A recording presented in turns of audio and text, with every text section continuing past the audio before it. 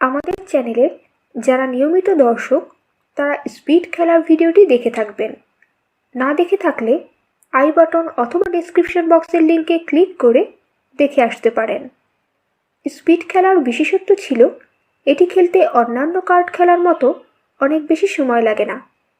আজকে আমরা একই রকম আরেকটি খেলা স্পুন নিয়ে আলোচনা করব। এটিও আপনি খুব দ্রুততম সময়ে শেষ করতে পারবেন।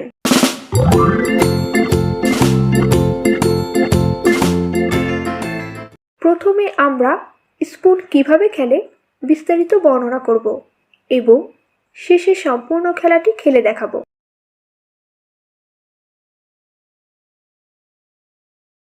সাধারণ 52 তাসের ডে সর্বনিম্ন 3 জন থেকে 13 জন খেলোয়াড় এবং যতজন খেলবে তার থেকে একটি কম চামচ বা স্পুন, অর্থাৎ 5 জন খেললে 4টি চামচ লাগবে।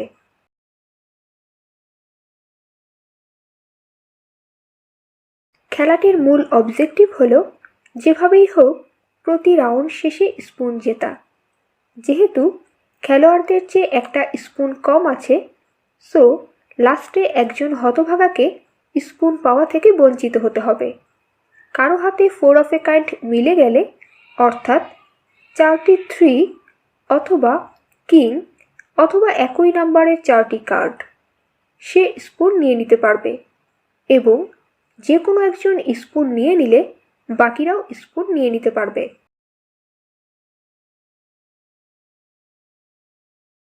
প্রথমে যে কোনো একজন ডিলার নির্বাচিত হয়ে প্রত্যেক খেলোয়াড়কে একটি একটি করে 4টি করে কার্ড ভাগ করে দিবে। বাকি কার্ডগুলো ডিলারের ডান পাশে রেখে এবং চামচগুলো সবার মাঝখানে রেখে খেলা শুরু করবে। উল্লেখ্য, এখানে খেলাটি শেখানোর সুবিধার্থে সবগুলো কার্ড শো করা হয়েছে। মূল খেলায় শুধুমাত্র নিজের কার্ডগুলি দেখা যাবে এবং কার্ড পাস করার সময়ও কার্ডগুলো ফেস ডাউন করে পাস করতে হবে, যেন বাকিরা কেউ দেখতে না পারে। ডিল শেষ হওয়ার পরে ডিলার ডেক থেকে একটি কার্ড তুলে নিয়ে কার্ডটি দেখে কাজে লাগানোর মতো হলে নিজের হাতে রাখবে অথবা পাশের জনকে পাস করে দেবে। কার্ডটি হাতে রাখলে হাতের আরেকটি কার্ড পাশের জনকে পাস করে দিতে হবে।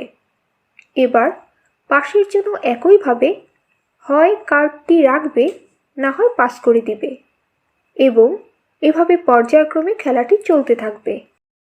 সব শেষে ডিলারের ডান পাশের জন ডেকের পাশে তার কার্ডগুলো জমাতে থাকবে।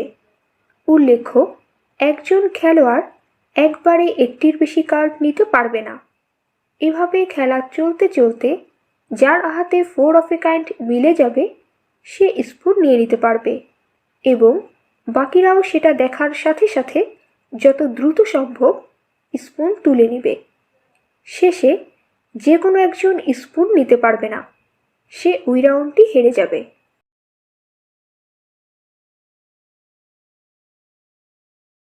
যে স্পুন পাবে না সে একটি এস পাবে।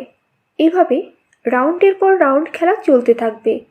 যে প্রথমে 6টা এস পাবে সে খেলা থেকে বাদ পড়ে যাবে এবং একজন কমে গেলে একটা স্পুনও কমে যাবে।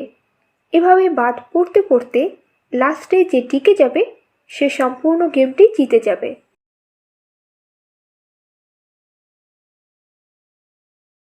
খেলা চলতে চলতে ডেকের সবগুলো কার্ড শেষ হয়ে গেলে পাশে থাকা পাইলকে শাফল করে নতুন ডেক শুরু করতে হবে।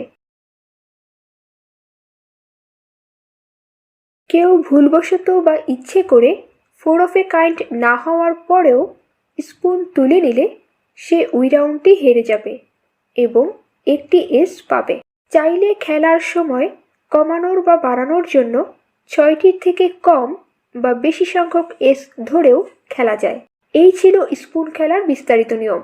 এবার খেলাটি 1 রাউন্ড খেলে দেখানো যাক।